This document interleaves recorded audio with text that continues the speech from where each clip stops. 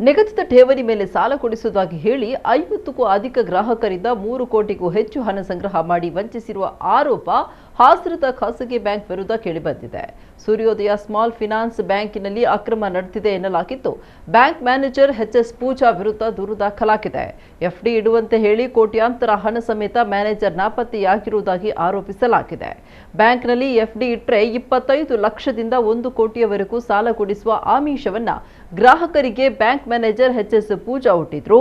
ಜೊತೆಗೆ 25 ಲಕ್ಷ ಲೋನ್ಗೆ 10 ಲಕ್ಷ ಸಬ್ಸಿಡಿ ಅಂತ ನಂಬಿಸಿ ಜನರಿಂದ ಹಣ ಸಂಗ್ರಹ ಮಾಡಿದ್ರು.